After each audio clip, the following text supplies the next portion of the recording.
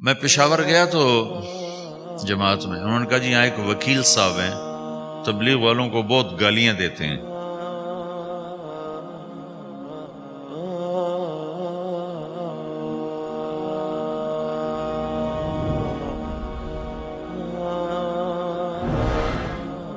میں پشاور گیا تو جماعت میں انہوں نے کہا جی یہاں ایک وکیل صاحب ہیں، تبلیغ والوں کو بہت گالیاں دیتے ہیں۔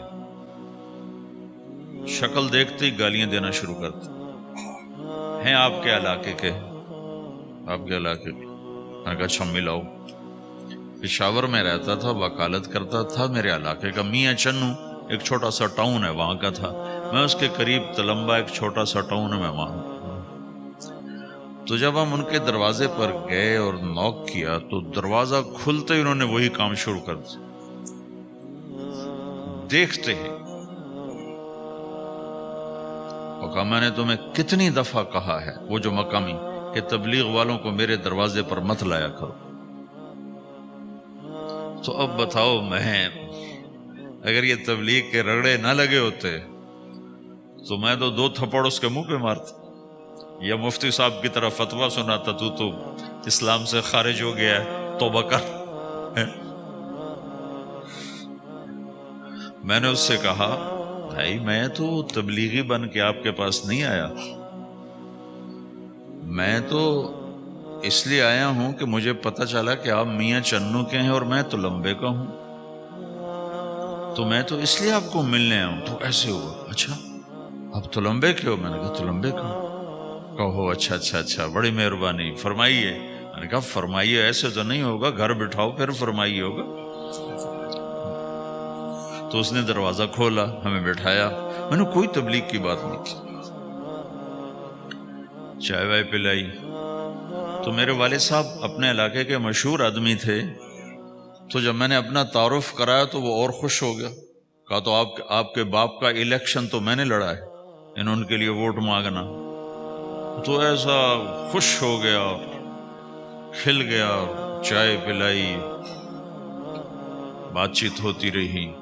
تو اٹھتے ہوئے میں نے کہا فلاں مسجد میں ہماری جماعت آئی ہوئی ہے، میں نے کہا چلو آپ کو بتا دوں۔ مغرب کے بیان میں وہ آیا ہوا تھا۔ پھر جتنے دن میں وہاں رہا وہ آتا رہا، میں واپس چلا گیا۔ بیچ میں کئی سال گزر گئے۔ لاہور کیولری گراؤنڈ ایک مشہور جگہ، وہاں میرا بیان تھا، جو کرکٹر آئے ہوئے تھے، ان کو ہم نیا سعید انور، انضمام، مشتاق، ان کو ہم قریب کر رہے تھے، اس وقت نئے ان کو قریب کر رہے تھے، تو یہ لوگ آئے ہوئے تھے۔ تو بیان کے بعد ان کو لے کر ہم ایک کمرے میں بیٹھے، اس کمرے کی دیوار شیشے کی تھی، تو لوگ اندر آنے کی کوشش کر رہے تھے، تو ان پہرے والے ان کو روک رہے تھے۔ تو اس میں سے ایک آدمی منہ اوپر کر کے میری طرف سے اشارہ کرے، تو میں نے دیکھا تو ایک آدمی کی بڑی داڑھی، اور وہ مجھے ایسے سے اشارہ کر رہا ہے، میں نے نہیں پہچانا۔ تھوڑی دیر کے بعد میں نے غور سے دیکھا تو وہ وہی وکیل صاحب پشاور والے۔ میں نے کہا وہ ان کو اندر بلاؤ، اندر بلاؤ۔ وہ اندر آئے تو میں اٹھ کے ملا، کہنے لگے یہ دیکھو یہ تمہارا ایک گشت،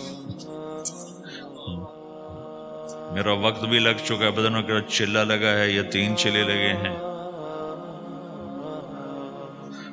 تو جو دیکھو نا، آپ میں سے کئی لوگ پھیری لگاتے ہیں، جس کو گجرا پھیری لگاتا ہوں، پھیری، میں پہلے سمجھا ہی نہیں، پھیری تو کہتے ہیں چھوٹے جہاز کو جو سمندر میں چلتا ہے، میں سمجھا یہ پھیری لگاتے ہیں، پھیری، اور وہ تو گجراتی میں پھیری کہتے ہیں پھیری کو۔ تو پہلے تو میں چکر کھاتا رہا کہ یہ کیا ہے پھیری، پھیری تو چھوٹے جہاز کو کہتے ہیں، چھوٹا بحری جہاز۔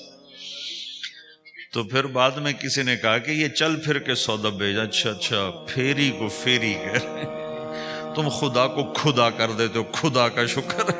ایک تو خدا لفظ ہی میں نے پہلے کہا تھا بولنے کا نہیں ہے، ایک اس کو خدا کو خدا کر دیتے ہو، خدا کی قسم۔ تو تم پھیری لگاتے لگاتے گاہک بنا لیتے ہو، نہیں بناتے ہو؟ پھیری لگاتے لگاتے تم اپنے گاہک بنا لیتے ہو۔ یہی تبلیغ کا کام ہے کہ پھیری لگاؤ، لوگوں کے در کھٹکھٹاؤ، کوئی لے گا کوئی نہیں لے گا۔ جو آپ لوگ پھیری لگاتے ہو تو سارے آپ سے سودا لیتے ہیں، نہیں لیتے. کوئی لیتا ہے کوئی نہیں لیتا. لیکن آپ جاتے رہتے ہو جاتے رہتے ہو جاتے رہتے ہو جاتے رہتے ہو, آہستہ آہستہ آپ اپنا اتنا کام کر لیتے ہو کہ آپ کی روٹی چل جاتی. تو سارے نبیوں نے پھیرا لگایا, کوئی نبی گھر نہیں بیٹھا کہ میرے پاس کوئی آئے گا تو اسے سکھاؤں گا. ہر نبی نے پھیرا لگایا. اور داؤد علیہ السلام نے ایک دفعہ یہ کیا, ایک بڑا عبادت خانہ بنایا اور اس کی دیواریں اونچی کر دی, اتنی اونچی کہ اندر کوئی جا نہ سکے. اور یہ طے کیا کہ ہفتے میں ایک دن میں کسی سے نہیں ملوں گا, صرف اللہ اللہ کروں گا. ہفتے میں ایک دن.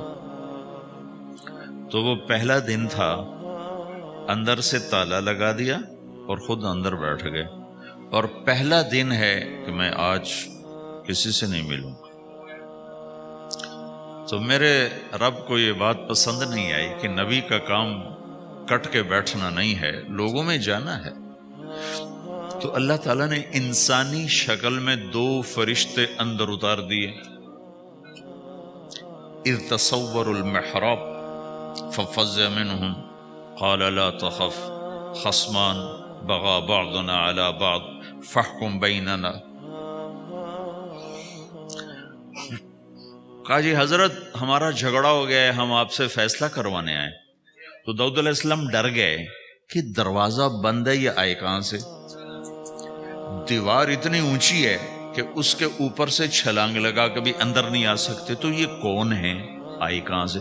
دروازے کو دیکھیں تالا لگا ہوا ہے, دیوار کو دیکھیں اتنی اونچی ہے, تو کون چھلانگ لگا کے اندر آئے گا؟ تو ڈر گئے. تو کہنے لگے جی آپ ڈرے نہیں, ہمارا جھگڑا ہو گیا. کہ کیا جھگڑا ہے؟ کیا جھگڑا ہے؟ کہ ان ھذا اخی لہ 99 نعجہ ولی نعجۃ واحدہ فقال اکفلنیها وعزنی فی الخطاب. یہ میرا بھائی ہے, اس کے پاس 99 بکریاں ہیں, بھیڑیں, 99 بھیڑ ہے, اور میرے پاس ایک ہے. یہ مجھے کہتا ہے ایک بھی مجھے دے دے, میری 100 پوری ہو جائے. تو آپ بتاؤ یہ غلط کر رہا ہے کہ ٹھیک کر رہا ہے؟ اب یہ فیصلہ تو آپ چھوٹے سے بچے سے بھی کروا سکتے ہو, نہیں؟ یہ تو لطیفہ سا بن گیا داؤد علیہ السلام کے لیے, لطیفہ بن گیا کہ ایک آدمی کہتا ہے جی میرے پاس 99 ہے, تیرے پاس ایک ہے, تو ایک مجھے دے دے, میری 100 ہو جائیں. تو داؤد علیہ السلام سوچ میں پڑ گئے, یہ چکر کیا ہے؟ تو ایک دم ان کو خیال آیا کہ اوہ, جیسے میرے رب نے مجھے پیغام بھیجا ہے کہ داؤد تجھے بندوں کو دعوت دینے کے لیے بھیجا ہے, مسلح پر بیٹھنے کے لیے نہیں بھیجا. ہاں مسلح پر بیٹھنا ہے, اس کے لیے رات ہے. قم اللیل الا قلیلا نصفہ او انقص منہ قلیلا او زد علیہ ورتل القرآن ترتیلا. چل ومن اللیل فتہجد بہ نافلۃ لک عسى ان یبعثک ربک مقاما محمودا. رات ہے, آ جاؤ. ان ناشئۃ اللیل ہی اشد وطئا واقوم قیلا. آجا آجا, رات بڑی مزے کی چیز ہے, تو اور میں تنہا. فاذا فرغت فانصب والى ربک فارغب. آ جاؤ. تتجافى جنوبهم عن المضاجع يدعون ربهم خوفا وطمعا ومما رزقناهم ينفقون. رات تیری میری, دن میرے بندوں کے لیے.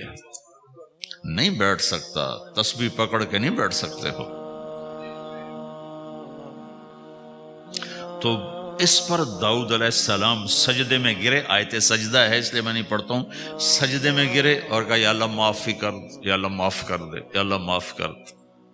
میں نے دروازے بند کر لیے, حالانکہ میں یہ میرے منصب کے خلاف تھا.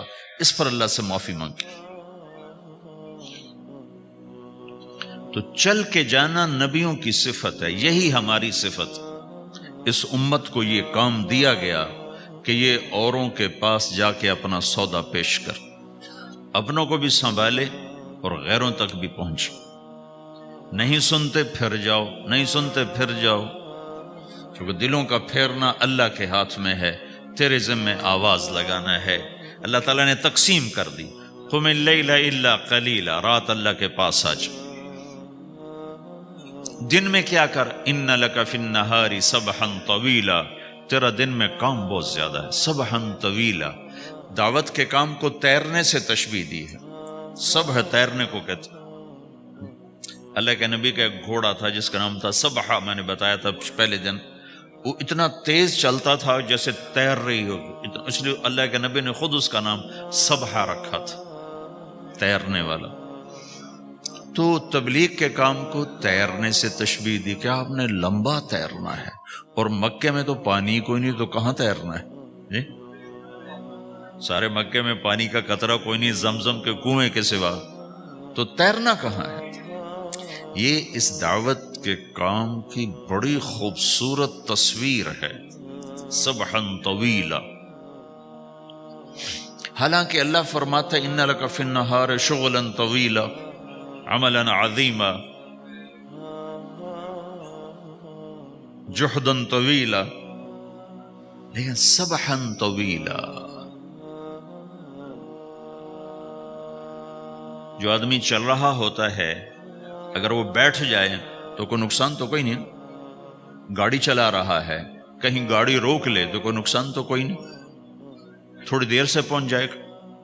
کہیں گاڑی کھڑی کر کے کافی پینے لگ گیا تو کوئی مسئلہ تو کوئی نہیں ہے، آدھا گھنٹہ دیر سے گھر پہنچ جائے گا. تیرنے والا پانی میں اتر گیا، اب یہ رک سکتا ہے؟ کیوں بھائی؟ اگر یہ کافی پینے کا ارادہ کرے تو کہاں جائے گا؟ تو مچھلی کے پیٹ میں جائے گا. پانی میں اترنے کے بعد اختیار ختم ہے، اب تیرنا ہے. کہاں تک؟ دوسرا کنارہ جب تک ہاتھ میں نہیں آتا تیرنا ہے، سبحا طویلا. جب تک آخرت کا کنارہ ہاتھ میں نہیں آتا، اے میرے نبی تجھے دعوت کا کام کرتے ہی رہنا ہے، کرتے ہی رہنا ہے، کرتے ہی رہنا ہے، تیری چھٹی کوئی نہیں. سبحا میں یہ اشارہ تھا کہ چھٹی کوئی نہیں، یہ موت تک کا کام ہے. وَاعْبُدْ رَبَّكَ حَتَّى يَأْتِيَكَ الْيَقِينُ. ہائے ہائے، جب یہ آیت اتری یا ایھا المدثر قم فانذر وربک فکبر، اے میرے محبوب اٹھ جا، اٹھ جا، میرا پیغام سنا. تو لیٹا ہوا ہے. تو اس پر آپ نے کہا خدیجہ انقطع ایام النوم والراحہ، میرے آرام کے دن چلے گئے، میرے سونے کے دن چلے گئے. میرے رب نے مجھے کہا ہے اٹھ جا اور میرا پیغام سنا. تو اس وقت تو کوئی جاننے والا نہیں تھا، تو پہلے آپ چپ کے بات فرما رہے تھے، پھر اللہ نے کہا کھل کے کہہ. تو پھر آپ نے کہا میں خدیجہ میں کس کو کہوں، میری کون سنے گا؟ من ادعو من یستجیب. تو حضرت خدیجہ نے عرض کی یا رسول اللہ آپ دعوت دینے میں پہل کریں، میں لبیک کہنے میں پہل کرتی ہوں. تو بھائیو، دعوت ہمارا سرمایہ ہے. دعوت سے ایمان بنتا ہے، ایمان سے عمل بنتا ہے.